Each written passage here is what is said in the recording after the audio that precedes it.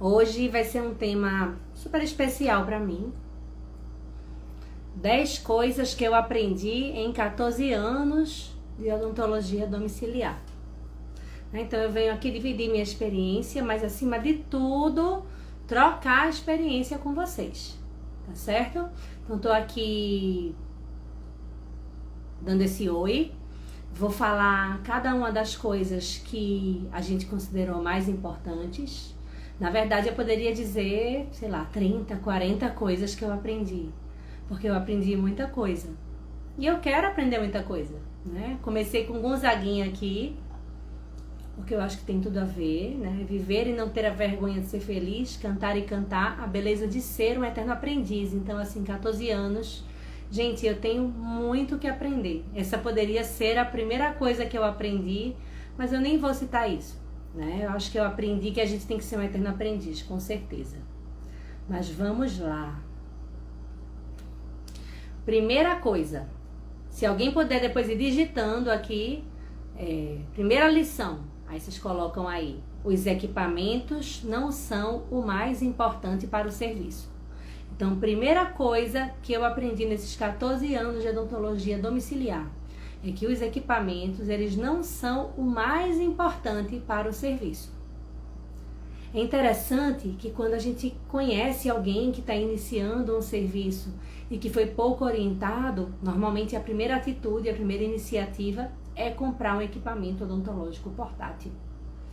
Já recebemos dúvidas em nosso Instagram, em nosso WhatsApp, do tipo assim, doutora, qual home care que eu compro? Como se o nome do equipamento fosse home care. Gente, nada contra comprar equipamento no início. A gente comprou equipamento no início e eu não me arrependo. O que eu digo para os colegas que ou não tem certeza que essa área vai vingar para eles que estão experimentando, ou que não tem um capital importante para investir no início, é que esse não é o principal investimento. Então, a primeira pergunta que eu faço é assim, quanto que você tem para investir? Se a pessoa disser assim, eu tenho 10 mil, minha resposta é, não investe 8 mil no consultório, porque você vai precisar de outras questões, de ter uma divulgação do serviço, de ter um site, de fazer contato com profissionais, parcerias, networking, ter uma papelaria, ter cartão de visita impresso, ter um cartão interativo, né? Movimentar as redes sociais. E isso vai fazer uma diferença importante. E aí, em vez de investir a maioria no equipamento, você compra um equipamento simples, como um motor de bancada, um aspirador portátil, e dependendo do público-alvo, como a gente vai comentar, alguma coisa complementar, e não investe todo o dinheiro que tem. Porém, se você tem a possibilidade de investir mais, o equipamento ajuda bastante. Ajuda, inclusive, na divulgação do serviço. Eu acho que faz uma imagem bonita, impõe respeito, mostra que se você investiu naquilo ali é porque você abraçou a área, te possibilita ter mais conforto, ter mais ergonomia, fazer procedimentos que sem o equipamento não são possíveis. Mas a primeira lição é que não é o mais importante. Conheço pessoas incríveis, de alto nível, de alto gabarito, que não têm equipamento e que fazem odontologia domiciliar. Algumas no serviço privado, outras no serviço público. E o que é que dá para fazer sem equipamento, Cecília? Exame bucal, orientação de higiene, prescrição, muitas vezes remoção de excesso de restaurações, passar uma lixa, né, fazer um polimento muitas vezes manual, com lixas de acabamento, remoção de rebarbas, de arestas cortantes, de dentes que estão machucando, também com a lixinha. Tratamento restaurador atraumático com colher de dentina, com ionômero de vidro, raspagem periodontal, profilaxia se teu equipamento acopla contra-ângulo, já há alguns equipamentos que permitem colocar o contra-ângulo e você fazer uma profilaxia. Dependendo do caso, cirurgias de pequeno porte. Então vejam quantas coisas que são possíveis. Próteses sem o equipamento odontológico portátil. Tá bem? Então, primeira coisa, o equipamento não é o mais importante. Deixa eu ver quem entrou e o que é que vocês colocaram antes de eu seguir adiante. Tudo bem. Obrigada, doutora Cristina. Então, lição número 1, os equipamentos não é que não são importantes, eles não são a coisa mais importante para o serviço, certo? Se a pessoa começa e tem certeza que é aquilo que ela quer e já quer começar com gosto de gás, acho ótimo.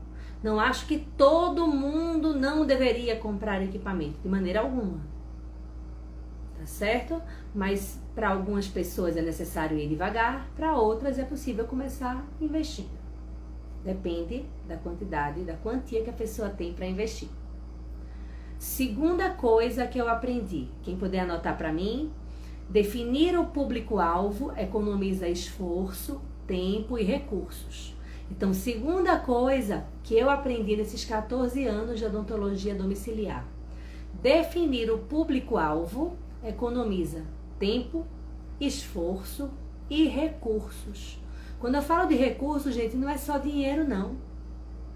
É material, é recursos humanos, é esforço, como eu disse, tempo. Então, definir o público-alvo é extremamente importante. Eu digo que o primeiro passo de um serviço que vai iniciar é esse. E se você tem um serviço que já iniciou e não tem isso bem delimitado, é importante, importantíssimo, é a hora. Por quê? Porque todas as atitudes que vão ser tomadas dependem do público-alvo. Se eu vou ter um equipamento ou não, depende do público-alvo. Por exemplo, se eu vou trabalhar com odontologia para bebês e eu conheço serviços que atuam praticamente com isso, eu não preciso ter uma alta rotação, salvo alguma exceção.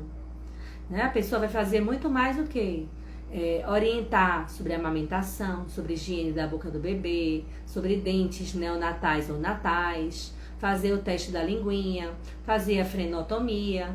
Então vai ter cuidados desse tipo. Cuidar de estomatites, de ulcerações que o bebê pode ter na boca, de infecções fúngicas, mas não vai precisar de um equipamento. E aí a pessoa, entendem? A pessoa compra de cara um equipamento. Então, definir o público-alvo vai fazer teu serviço ser mais assertivo. Tanto você vai comprar o equipamento certo, por exemplo, se você vai atuar em oncologia, eu considero um equipamento de laser terapia indispensável. Não dá para trabalhar em oncologia com qualidade sem um equipamento de laser de baixa potência. Então, vai definir equipamentos, vai definir quais parcerias que você vai fazer, que profissionais precisam saber que você existe, que tipo de publicação que você vai fazer nas redes sociais, como que você vai se posicionar em um folder, em um panfleto, e aí por diante.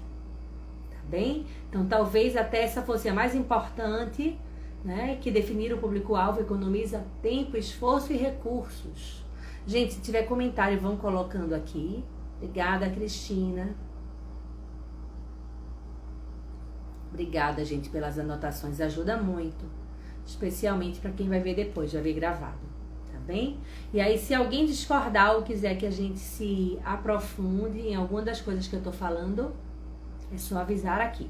Tá certo? Bota aqui no comentário ou nas perguntas, aqui na interrogação, que a gente segue adiante. Terceira coisa que eu aprendi nesses 14 anos de odontologia hospitalar, que a apresentação é importante. E quando eu falo a apresentação, é desde a maneira que eu vou transportar meus materiais, meus instrumentais e meus equipamentos, como que eu estou vestida, tá? Como que eu chego naquela casa, que impacto que eu causo, a apresentação também offline, a apresentação digital. E quando eu falo apresentação, de maneira alguma que eu estou falando que é para trabalhar de terninho ou de salto alto.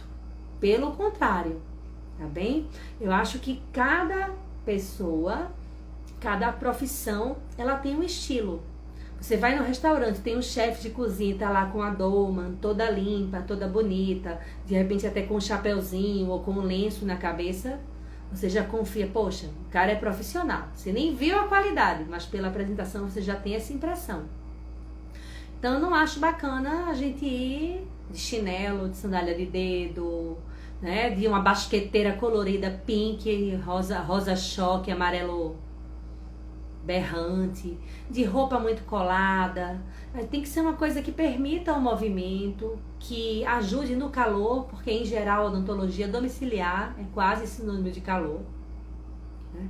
E uma coisa que não seja chamativa. Unhas curtas, se for mulher, brinquinho pequeno, sem maquiagem, até porque a maquiagem em geral acontece o quê? Derrete, né? E isso é importante sim.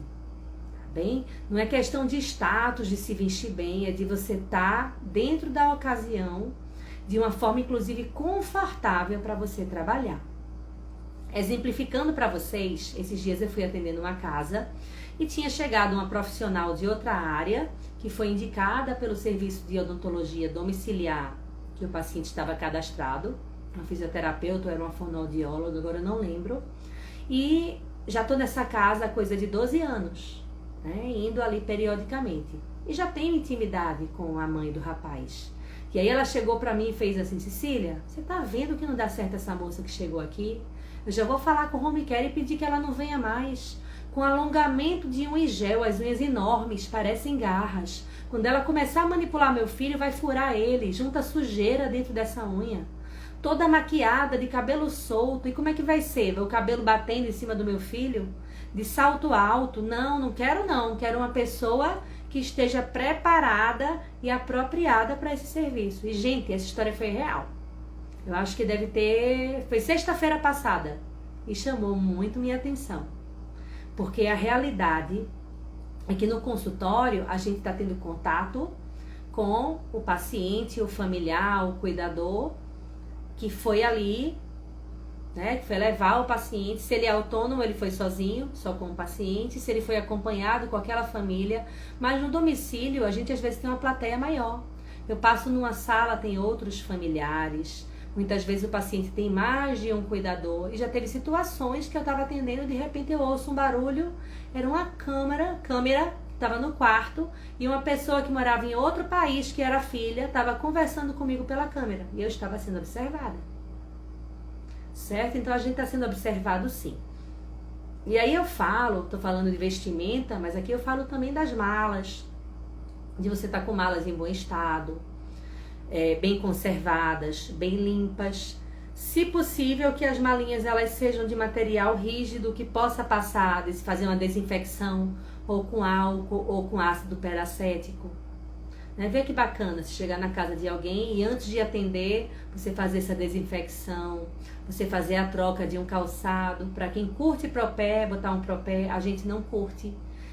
Eu acho propé perigoso, tá? Propé é uma coisa que é perigosa de escorregar e as evidências científicas, elas colocam em dúvida a eficiência do propé, inclusive em combater a contaminação cruzada.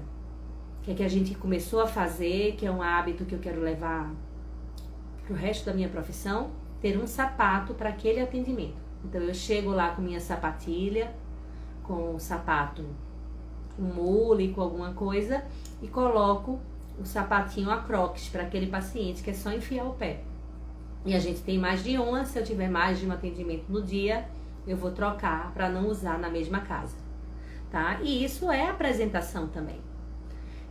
Eu falei de papelaria, de biossegurança, de uniforme, de malas, de organização das malas, né? Se a pessoa percebe que está tudo limpo, que está tudo organizado, isso faz toda a diferença. Não pensem, como eu disse a vocês, que os familiares, que o paciente não percebem tudo. Tá? Eles percebem, inclusive, por exemplo, que a gente depois da pandemia começou a usar jaleco descartável, um para cada paciente. A gente descarta naquele lixo dali, não é reutilizado, não é autoclavado, o TNT não é feito para isso. E as pessoas notam e valorizam e comparam. Isso é bem interessante também. Poxa, vou adotar isso do sapato, doutora, para os outros profissionais que vêm aqui, pedir que eles deixem o sapato na porta, e nem que eu compre um para cada um, mas eu não quero que entre com sapato de rua dentro da minha casa, certo? Então essa apresentação, ela conta. Deixa eu ver o que o pessoal está colocando aqui, as dúvidas. Dando oi para quem está. Quem puder divulgar essa live, passar um aviãozinho para as pessoas são importantes, que podem julgar esse tema importante, e a gente acha que ajuda bastante. É possível usar sapatos cirúrgicos? Cristina, me explica o que é sapato cirúrgico. É tipo croques? Dá para trocar antes de entrar nas casas? Acho que eu te expliquei, né? Como é que a gente tem feito. Então, a gente tem uma sacolinha de tecido, que aquele calçado tá ali dentro. Antes de entrar na casa, eu aviso, ó, dona fulana, só um momento que eu vou trocar de calçado, porque a gente usa um sapato para cada paciente. Obviamente que eu não jogo fora, tá, gente? A gente higieniza. E o que é que a gente começou a fazer aqui, eu acho bem bacana? Um spray de lisoforme. E aí, antes de entrar, dou uma borrifada com o spray de lisoforme no calçado. Gente, a gente já entra, já chega chegando, já entra causando impacto. Isso eu tô pensando na primeira consulta, mas vamos pensar aqui na continuidade também. Nem toda casa tem uns tapetes sanitizantes na entrada, tá bem? Então, terceira coisa, a apresentação importa. Com certeza. Quarta coisa, a comunicação faz toda a diferença. Desde o primeiro contato telefônico, até os feedbacks depois de cada sessão, até o recall para alertas periódicos. Então, quem puder anotar aí, a quarta coisa que eu aprendi em 14 anos de odontologia domiciliar é que a comunicação, ela faz toda a diferença. Comunicação quando um paciente faz contato por telefone ou por WhatsApp na primeira vez, a maneira que se atende esse telefone, que conversa com ele, que se retira as dúvidas, que apresenta o serviço, tá? Uma das coisas que a gente assumiu é que sempre que a pessoa telefona, a gente tira todas as dúvidas, mas a gente pergunta se aquela pessoa usa o WhatsApp ou e-mail e a gente manda um texto de apresentação sobre o serviço, com link do site, com link de algum vídeo que possa ser importante, e a gente manda também um cartão interativo, onde clicando ali a pessoa tem acesso a todas as nossas redes. Facebook, Instagram, YouTube, Telegram, Twitter, site, e-mail, telefone da empresa e os telefones pessoais das dentistas. A gente fornece, foi uma escolha nossa, tá bem? E esse primeiro contato, isso faz toda a diferença. A pessoa já percebe que o serviço é mais humanizado, que é mais acessível, que a gente está preocupado em tirar as dúvidas. Quando você chega na casa para fazer o atendimento, essa comunicação também é fundamental. Nem sempre o paciente que a gente atende em domicílio, ele é cooperativo, nem sempre ele está consciente e orientado. E a gente tem formas alternativas de comunicação. Muitas vezes um paciente que tem uma demência e que tem uma consciência já prejudicada, às vezes eu digo, abra a boca, dona fulana, e ela não abre. Aí eu digo tipo assim, né, faço o som, seguro aqui no queixo da pessoa para entender que ela quer que eu abra. E muitas vezes o paciente coopera. E isso é comunicação. Entender o que aquela pessoa gosta, o que ela não gosta, especialmente pensando em pacientes com sequelas neurológicas, com problemas cognitivos, isso faz toda a diferença. Isso a gente questiona para o familiar, para o cuidador. O que é que ela gosta? Tem alguma religião? É devota de algum santo? Gosta de ver algum programa de televisão? Gosta de alguma música específica? Gente, o que a gente já quebrou de barreira cantando, embora ninguém do serviço tenha vozes fantásticas, mas faz toda a diferença e isso também é comunicação.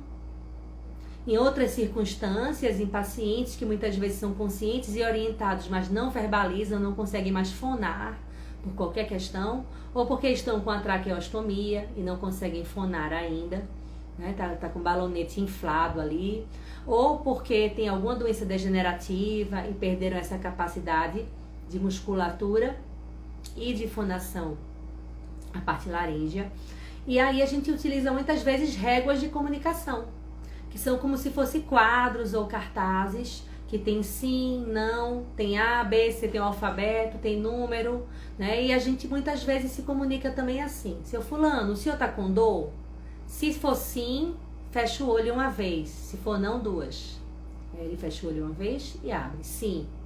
Perfeito, seu fulano. Diga uma coisa, é em dente, sim ou não? Ele faz sim ou não. Perfeito. Não é em dente. Já entendi, seu fulano. É em outra parte da boca.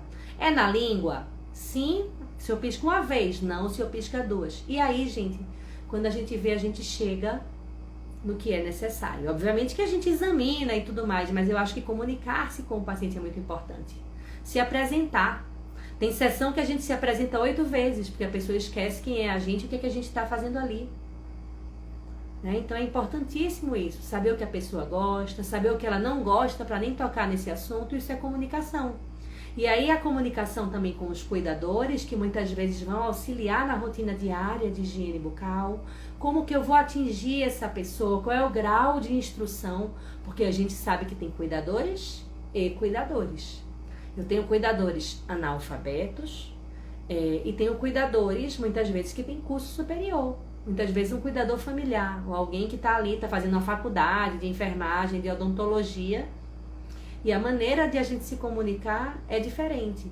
E tem pessoas, até cuidadores, que têm pouco estudo, mas são altamente proativos, são altamente dinâmicos, cuidam com carinho, né? Tem jeito, tem habilidade manual. Então a gente precisa saber como é que a gente vai alcançar aquela pessoa para que a orientação de higiene da gente ela seja colocada em prática. Comunicação de ter papelaria ou de redigir na mão, mas isso toma muito tempo. A gente recomenda que você tenha tudo impresso. Então, um papelzinho impresso com o logo do serviço, com os cremes dentais que você recomenda, com o tipo de escova, quantas vezes ao dia você quer. Você pode ter espaços. Fazer a higiene bucal conforme orientado, espacinho. O espacinho para você colocar 1, 2, 3, 4 vezes ao dia. Certo? Mesma coisa para enxaguante bucal, para tipo de escova, para prescrição de antifúngico, para solicitação de exames. Então tudo que puder tá ali semi-pronto para você não perder tempo na casa. Isso tanto vai impressionar positivamente quem está te recebendo, como vai tornar o serviço mais eficiente. Tá? E aí falei da comunicação então, recapitulando. No primeiro contato telefônico, na confirmação da consulta, da visita, né? Um dia antes, e a gente confirma um dia antes e no dia de ir. Quando tá saindo, a gente faz contato. Tô a caminho, tudo bem? Já teve vezes a pessoa dizer assim, Cecília, papai acabou de tomar uma queda. Chamei o SAMU, não vai dar para você atender. Então a gente não perde tempo, não gasta combustível, esforço, né? Muitas vezes antecipa o paciente seguinte, vai organizar alguma coisa na sede. Então isso é muito importante, essa comunicação também. Quando chega, comunicação com o paciente, comunicação com cuidadores, com familiares, prescrições por escrito, na linguagem que seja favorável para aquela pessoa, e a comunicação depois. Depois, se a pessoa procurar, você estar atento, tirar as dúvidas com o máximo de rapidez possível. Se você está atendendo, porque a gente tem outras funções, dá aula, atende consultório, atende outros pacientes domiciliares ou hospitalares, que você tem alguém que possa estar manuseando o telefone do serviço. Se não, no intervalo que você tiver, dá uma olhadinha se tem algo importante de alguém que você está atendendo, para não deixar aquela pessoa 1 dia, 2 dias, 12 horas sem resposta. Isso faz toda a diferença. E a comunicação depois. Acabei meu tratamento. Eu preciso deixar claro para o paciente, para os familiares e para os cuidadores qual é a periodicidade que eu planejo voltar para aquele paciente. Quanto tempo dá para a próxima sessão? E a gente precisa explicar com argumento. Não, eu quero ver teu pai agora com 3 meses, até para saber como que tá essa questão da higiene bucal pelo cuidador, ou se ele tá acatando, se ele assimilou o que eu passei. E aí, se tiver tudo bem, a gente pode espaçar. Tem casos, gente, que é mensal. Mensal, se melhorar vira bimestral, se melhorar vira trimestral. Em alguns pacientes pode ser semestral. Anual, só se a família quiser, mas da parte da gente a gente deixa claro que a gente não indica, que a gente não recomenda. Mas isso é importante ser dito e que fique registrado. E aí você ter um sistema, criar um alerta, criar um lembrete para chegar naquela data, quem for fazer a parte administrativa, fazer contato com aquele paciente ou com aquele familiar. Certo? Para a gente não perder de vista. Manter o paciente que eu já tenho é muito mais barato do que conquistar novos pacientes. Podem ter certeza.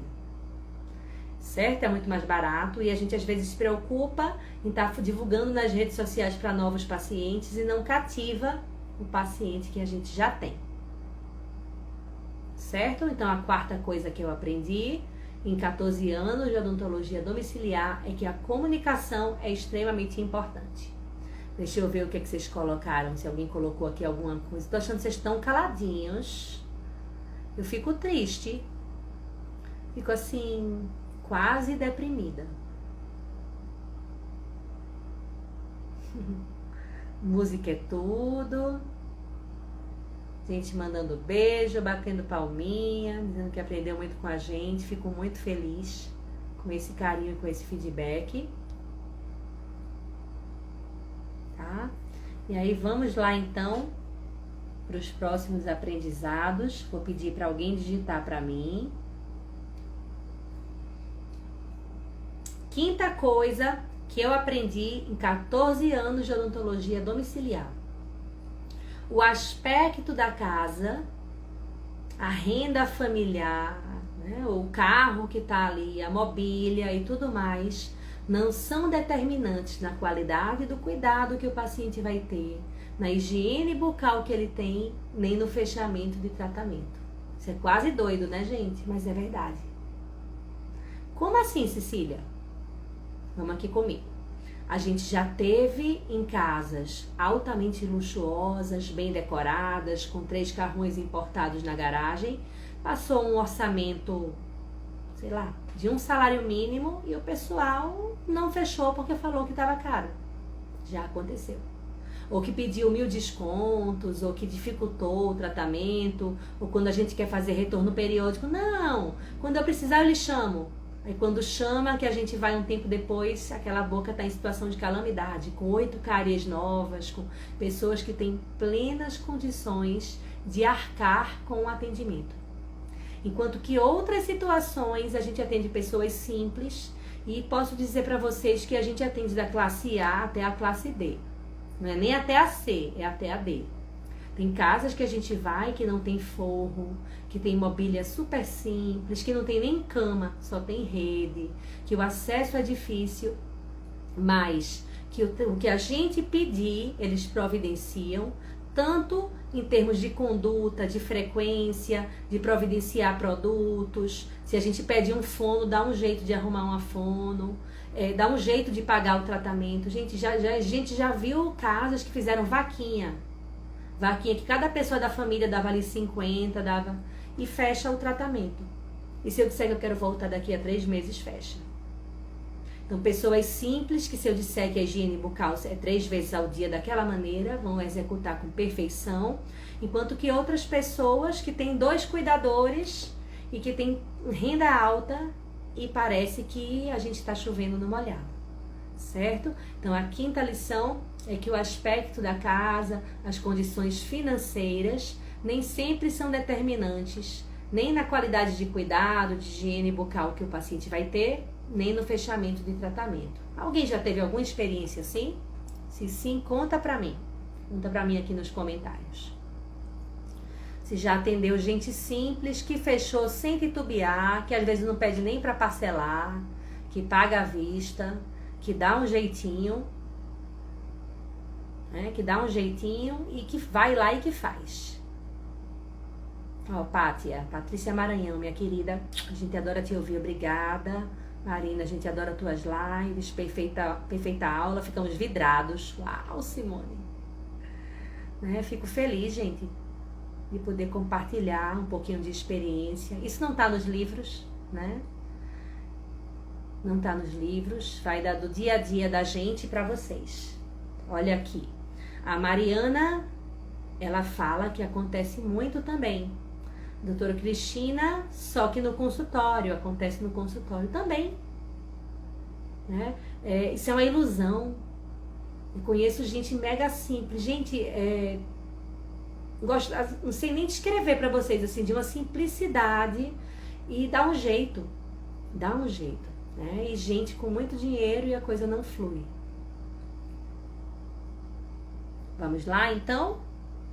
Quero ver comentários, dúvidas, perguntas, reclamações, sugestões. Quem estiver discordando, discorda mesmo. Vocês sabem que eu adoro uma boa discussão.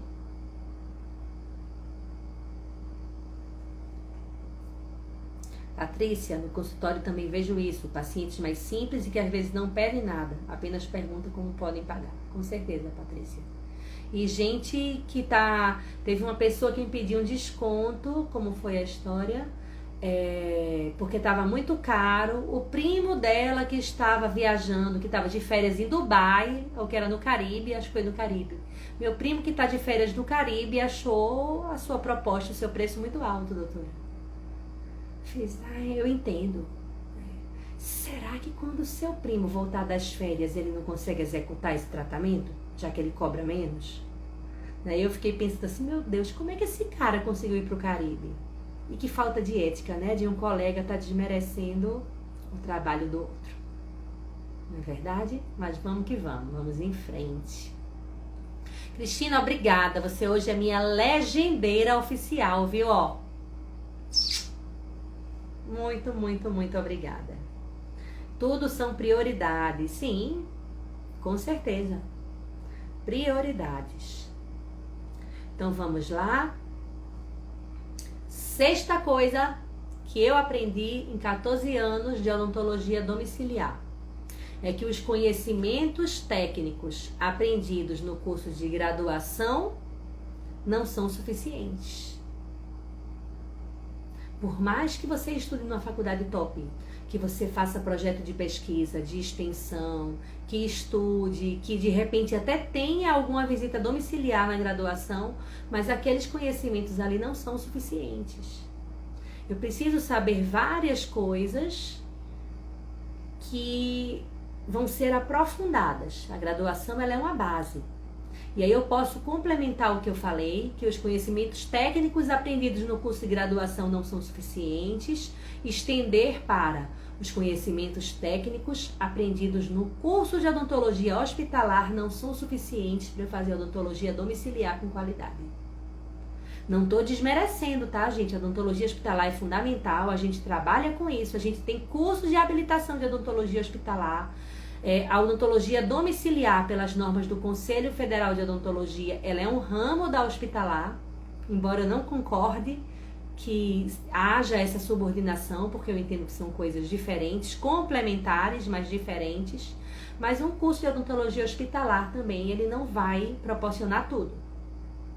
Pensando na graduação, eu preciso de conhecimentos extras, de manejo do paciente com comprometimento sistêmico, de suporte básico à vida. Se meu paciente passar mal, como é que eu vou prestar assistência a ele?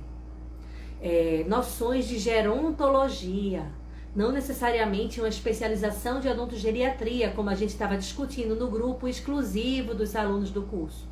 A gente tem um curso de odontologia domiciliar, e tem um grupo de WhatsApp onde a gente discute temas. Hoje foi muito rico e a gente estava falando sobre a importância de você ter uma especialização em odontogeriatria ou não. Eu sou odontogeriatra de formação, ingressei em 2003, né, e é uma área que é fundamental para quem vai ter um público-alvo formado primordialmente por idosos, como é o serviço da H3 Odonto ou o serviço de muitos de vocês. Mas não necessariamente tem que ser especialista em odontogeriatria. Mas um curso de gerontologia eu indico para todo mundo. Um curso de cuidados paliativos eu indico para todo mundo. Conhecer sobre saliva, eu indico para todo mundo que vai atuar com odontologia domiciliar. E por que, Cecília, por que você falou que um curso, uma habilitação de hospitalar, já que ela explica muitas vezes sobre a parte sistêmica, muitas vezes sobre suporte básico, por que não é suficiente? Porque eu tenho peculiaridades do domicílio que são diferentes do hospital. No hospital eu tenho todo um suporte. Se meu paciente passa mal, tem uma lipotímia, eu tenho um infarto, eu tenho um evento de angina no meio do atendimento, eu grito ali, chamo a equipe, peço socorro e muitas vezes é a equipe que vai intervir, a equipe hospitalar que está ali naquele serviço. Você pode até auxiliar, mas você certamente não vai ser a principal pessoa que vai estar ali naquele cuidado, porque afinal de contas não é a rotina diária de nós dentistas, diferente de um médico ou de um enfermeiro intensivista. No domicílio não, no domicílio eu tô sozinha, tô lá com o cuidador, tô lá com o meu auxiliar, que muitas vezes é técnico de enfermagem, ou que é TSB, ou estou com minha dupla de dentistas. Às vezes eu cruzo com algum profissional, mas é diferente. Eu preciso me comunicar com os profissionais da equipe, eu vou ter que fazer contato, eles não estão ali para eu chamar e tirar a dúvida, não. Nem toda casa tem um prontuário com as anotações, com a evolução de cada profissional organizada. E isso a gente sugere para os familiares que tenham. Compra um caderno, pede para cada um que vier anotar, para a gente saber o que é que o outro está fazendo, para a gente ter o contato dos outros profissionais. No hospital não, está todo mundo ali, está tudo registrado. Eu tenho o exame do dia, né? Tenho o exame laboratorial do paciente do dia, tenho facilidade de exame de imagem. Em domicílio não. E aí, para não fazer uma coisa mal feita, gambiarra, tabajara, como muita gente fala da odontologia domiciliar, o que é um equívoco, a gente tem que ter capacidade de adaptação, de improviso, pensamento rápido, para fazer um serviço de qualidade, mas não é gambiarra. Então, eu preciso ter recursos, ter instrumentos, ter ferramentas, ter materiais, ter equipamentos e ter um raciocínio para superar essas dificuldades. E isso nem a graduação, nem uma única pós me ensina. A prática ensina. Deixa eu ver o que vocês estão colocando aqui. A Mabel fala, quando eu falo em parcerias profissionais, se eu ofereço porcentagem, a gente vai falar sobre parceria, tá, Mabel? É uma das coisas que eu aprendi, a gente vai conversar com vocês. E existe uma live sobre parcerias que eu acho que tá no... Tenho quase certeza que está disponível na íntegra no YouTube da H3. Tá? Então, os conhecimentos técnicos aprendidos no curso de graduação não são suficientes, muito menos numa única pós-graduação. Cristina, já atendo pacientes especiais, faço cielometria no consultório. Show, Cristina! Você atuando em domiciliar, você já está um passo na frente de quem não domina isso. Show de bola! E é isso que a gente tem que pensar. E ninguém nasce sabendo tudo, ninguém se gradua nem cresce sabendo tudo. A gente está aprendendo o tempo todo. Este ano eu me habilitei em sedação por óxido nitroso. A gente já fazia sedação medicamentosa com benzodiazepínicos, com antialérgicos, com neurolépticos, com medicamentos que o paciente já usava muitas vezes. Mas a gente quis dar um plus no serviço, foi estudar óxido nitroso. Eu sou habilitada em laser desde 2007, 2008, quando surgiram as habilitações. Mas ano retrasado eu fiz uma nova habilitação em laser. A gente tem que se reciclar, a gente não pode parar nunca de estudar. E aqui eu estou falando de conhecimentos técnicos, a gente vai chegar além, tá bem? Cristina, venho aprendendo há 26 anos. Show, Cris. E que seja mais e mais. Que a gente possa ter saúde e vida longa, para que nossa carreira profissional seja longa e que a gente possa transformar muitas vidas. É o que eu desejo para mim e para cada um de vocês. Se eu pudesse ter um desejo, uma lâmpada mágica, seria esse desejo. Tá? Vamos lá? 7ª coisa que eu aprendi em 14 anos de odontologia hospitalar. Os conhecimentos técnicos não são suficientes para um serviço de qualidade e eficiente. Isso dói? Vamos lá, minha legendeira oficial. Anota aí para mim.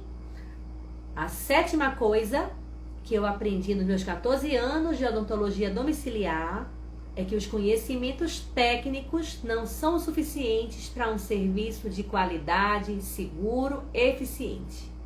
Como assim, Cecília? Você acabou de dizer que eu preciso fazer cursos de pós-graduação, de acordo com o meu público-alvo, ter conhecimentos específicos, sim, para você ser um bom clínico. Mas o que tem de clínicos fantásticos, que não sabem gerir um serviço e por causa disso aquele serviço naufraga. A pessoa começa a não ter lucro ou muitas vezes a ter prejuízo, ou até tem lucro, mas não sabe investir, não sabe divulgar o serviço, considera todo o lucro como dele, como se todo o dinheiro que entrasse naquele serviço é dele, e não é por aí. Não tem uma reserva de emergência, não tem uma reserva para reciclagem, para se reciclar, para comprar um material que esteja se deteriorando, ou um equipamento novo. Então tem pessoas que não sabem gerir. E aí eu digo do ponto de vista financeiro, que eu tenho a gestão financeira, mas a gente pode estender isso para a gestão de marketing.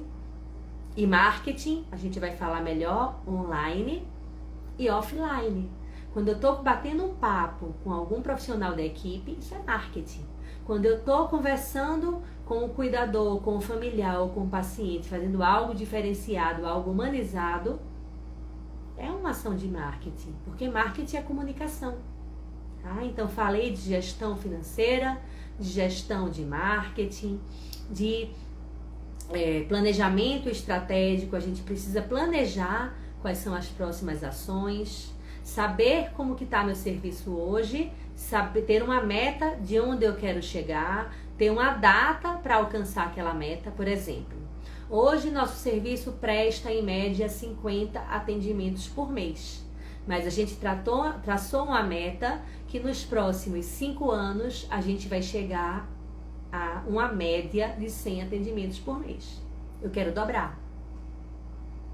A gente quer dobrar a produção de nosso serviço. Muitas vezes mais do que dobrar o faturamento com isso. Mas não adianta ter uma meta, um objetivo sem planos, ele é só sonho, é só utopia.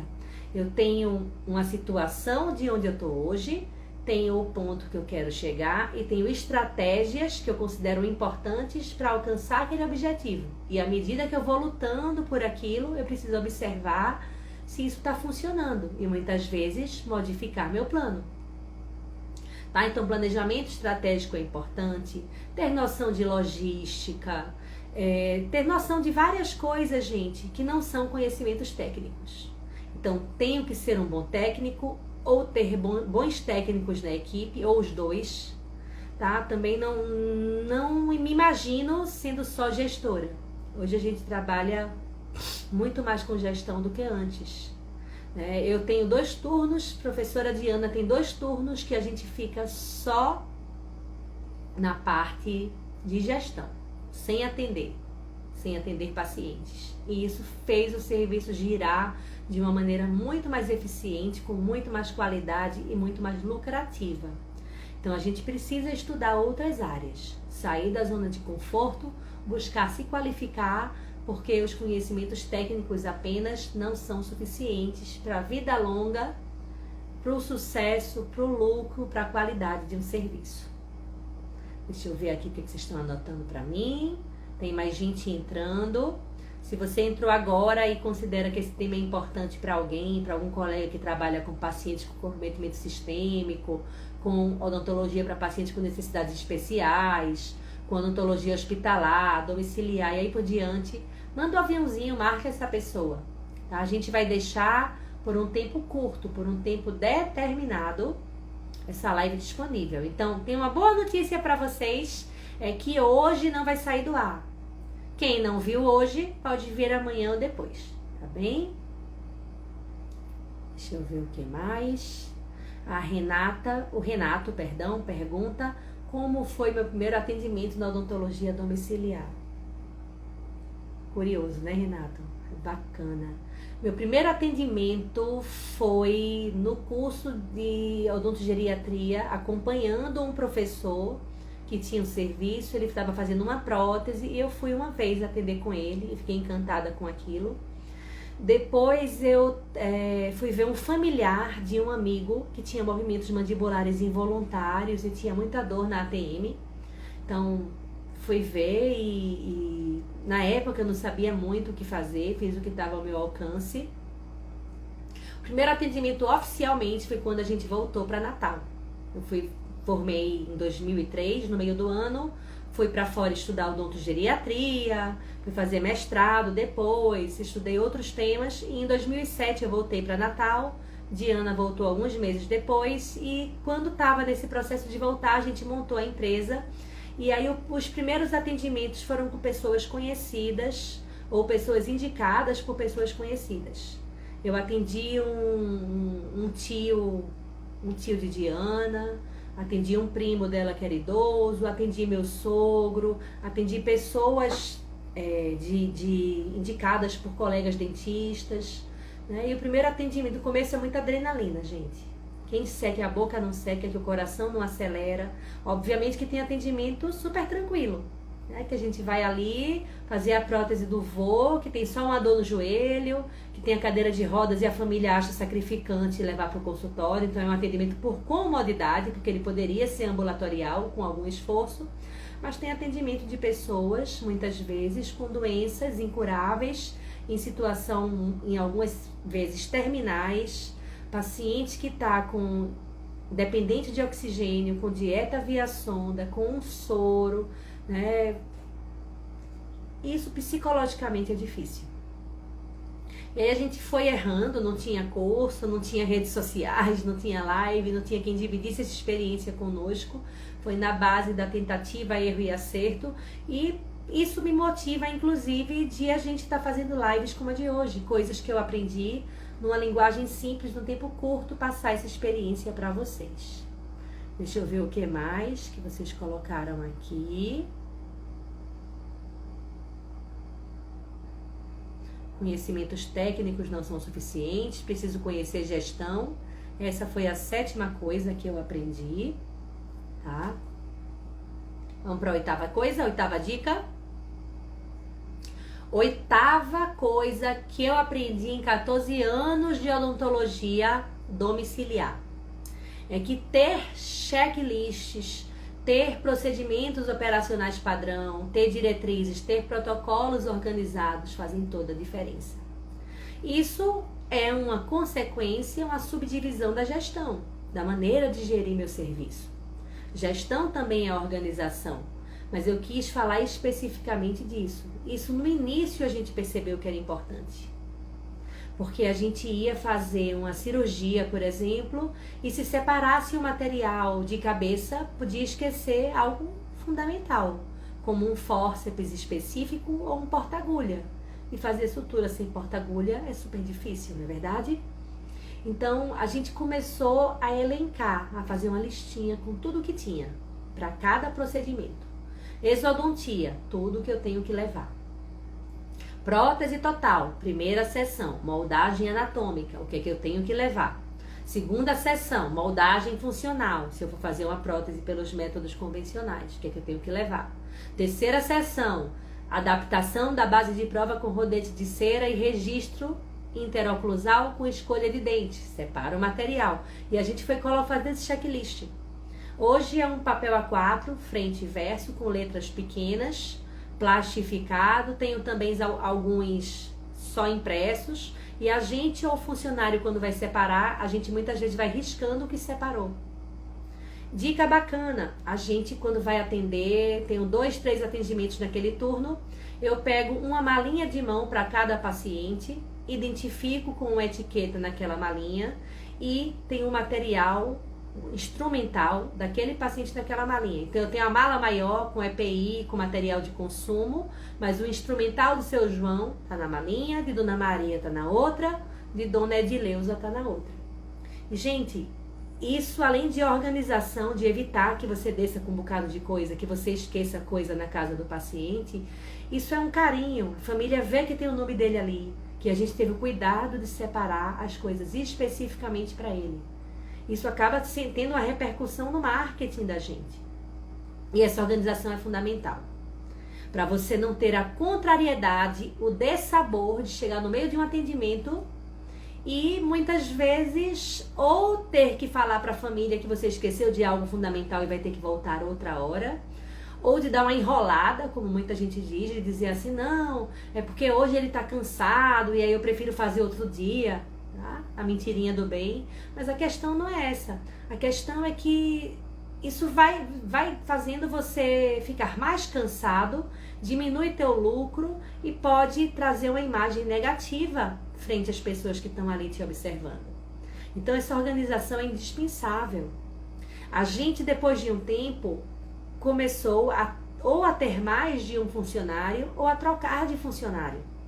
Independente de trocar ou não, o funcionário da gente tirava férias. Quando chegavam as férias, ou a gente tinha que tirar férias junto, que é difícil, um serviço inteiro tirar férias junto, porque o paciente pode ter uma urgência, ou a gente tinha que atuar em dupla, e aí ficava até super cansada, ou tinha que contratar outro auxiliar, fazia um treinamento antes. A questão é que a gente começou a observar que um serviço, especialmente quando tem funcionários e quando tem mais do que um cirurgião dentista, precisa ter um procedimento operacional padrão, arrumadinho, todo escrito em detalhes para todo mundo seguir a mesma cartilha.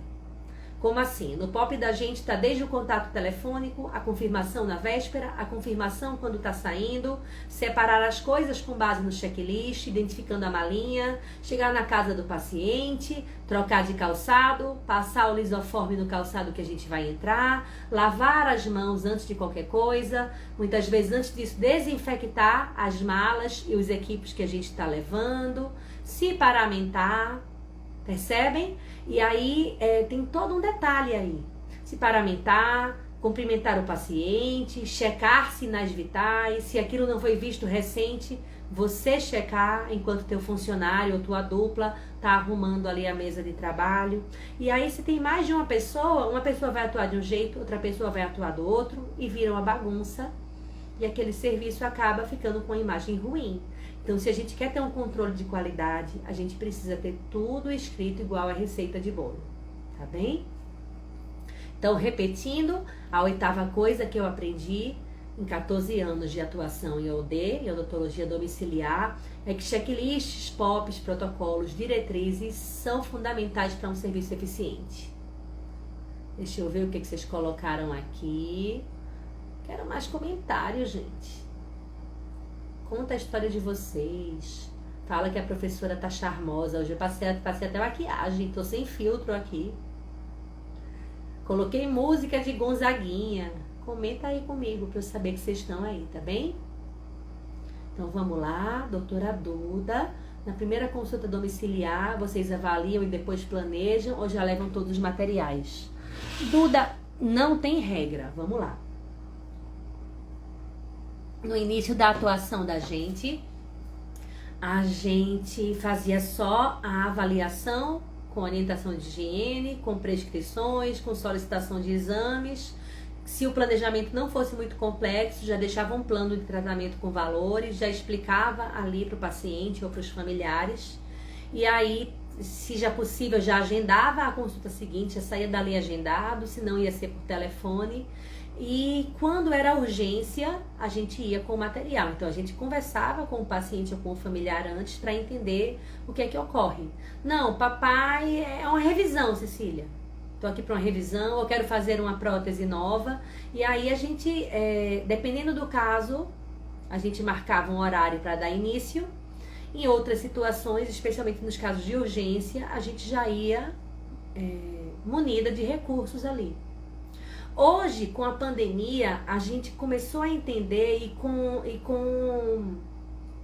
a gente ficando mais rápida, mais experiente, o serviço mais organizado, inclusive em termos de POPs, de sequência, de treinamento de equipe, que se possível eu puder fazer mais coisas na mesma sessão, isso vai aumentar o lucro do meu serviço, contanto que a qualidade não caia, isso é importante. Tá? Então eu tô ali, digamos, vou fazer uma raspagem periodontal e aquele paciente vai fazer uma prótese também. Dependendo, eu posso moldar. Se for uma raspagem supra, se não tiver sangramento importante, eu posso fazer a primeira moldagem, a moldagem de estudo. E aí na sessão seguinte eu já vou dar andamento. Então isso vai tornar meu serviço mais rentável. Com a pandemia, as pessoas começaram a querer diminuir o número de visitas. Especialmente em instituições geriátricas, em lares de idosos ou hotéis geriátricos, né? Que o Ministério Público interviu e solicitou que não tivessem visitas de familiares e que as visitas profissionais ficassem restritas ao estritamente necessário. Então, se a gente tem 2, 3 restaurações para fazer, a gente vai, faz uma, não abro as 3 cavidades, tá, gente? De maneira nenhuma, faz uma, vê como é que o paciente tá, dá uma pausa, se for o caso faz outra, e com isso eu economizo combustível, economizo EPI, economizo tempo na montagem e na desmontagem, porque vai ser uma montagem e desmontagem só de estrutura, produzo mais, com isso vou ganhar mais, vou ter mais lucro, tá? Eu não posso cansar meu paciente, a gente tem que ter essa sensibilidade. Tem situações que a gente já deixa o plano de tratamento na primeira sessão, enquanto que outras a gente precisa planejar com calma, muitas vezes se juntar o implantodontista com o protesista, com o periodontista, com o cirurgião da equipe buco, para a gente discutir o caso. Se a gente tem uma equipe móvel, a gente tem mais de um, tá? Hoje a gente tem um da Gnatos e um da Évora, e tem um equipamento portátil pequenininho Beltec, mas já tivemos outras marcas, tá? Deixa que eles fazem a diferença. E, gente, acho que a gente tá acabando o tempo. Eu tenho 2 dicas que eu quero muito passar para vocês. Deixa eu ver se eu consigo, antes que o Instagram me derrube.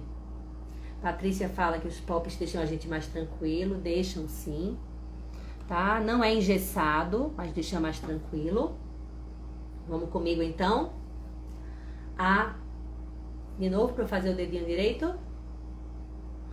A 9ª coisa que eu vou dividir com vocês, que eu aprendi em 14 anos de odontologia domiciliar, é que parcerias, elas dão um resultado importante e que muitas vezes são mais importantes até do que redes sociais, do que folder, do que qualquer outra forma de marketing, de comunicação. Não estou dizendo para esquecer o resto e trabalhar só com parceria, não é isso. Tá? Uma rede social, ela ajuda a você construir a autoridade, a pessoa conhecer seu serviço, seus valores, a familiar, paciente, cuidador, se afinar com você e muitas vezes decidir por chamar você ou por continuar com você, lembrar que você existe. O colega que vai te indicar pacientes, o colega dentista, médico, de qualquer área, lembrar que você existe. Então, esse offline é importante. Mas as parcerias suas com a instituição geriátrica, com profissionais da saúde, elas dão mais resultado, podem ter certeza. Vou falar a 10ª coisa e aí eu volto para parceria porque teve pergunta com isso, tá bem? Então vamos lá. A 10ª coisa, 10ª e última coisa que eu aprendi em 14 anos de odontologia domiciliar é que a precificação, a composição do meu preço, o valor que eu vou cobrar e a maneira que eu vou cobrar por aquele serviço, ela depende de fatores específicos do serviço. Como que são teus custos fixos, como que é teu custo variável para aquele atendimento, a complexidade do caso, a cooperação do paciente, o grau de exigência, como que é na tua cidade, a valorização desse tipo de serviço, se você tem concorrente ou não, há quanto tempo que você está no mercado, o status que você já alcançou enquanto profissional, tudo isso influencia. Saber o preço do concorrente é importante para ter uma noção se você está dentro de uma média, mas isso não é determinante.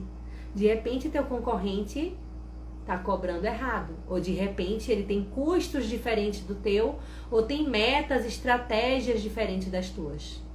Muitas vezes, gente, eu fico pensando, se eu tenho um concorrente, eu não cobraria uma primeira consulta maior do que a dele, porque ali é um gargalo. A pessoa liga para você e liga para o teu concorrente, e vai saber quanto é a primeira consulta. Vocês concordam que se você não for super bem recomendado, é capaz de a pessoa marcar com o concorrente? Então aí, de repente, não é o momento de você ganhar mais dinheiro. A gente cobra barato pela primeira consulta. A gente chega a não ter lucro, a empatar ou a ter um lucro muito pequeno na primeira consulta, a ficar no 0 a 0. Por quê? Porque ali é uma maneira de encantar, e aí tem que ser uma primeira consulta top, encantar para que a gente possa fechar um tratamento maior. E essa composição do preço não foi nem com base na concorrência, nem com base nos nossos custos. A gente viu que ela cobre nossos custos fixos ou variáveis, mas a composição do preço da nossa primeira consulta foi estratégica. E isso vai ser para cada um dos serviços de vocês. Tá? Deixa eu ver o que mais, o que é que vocês estão colocando aqui.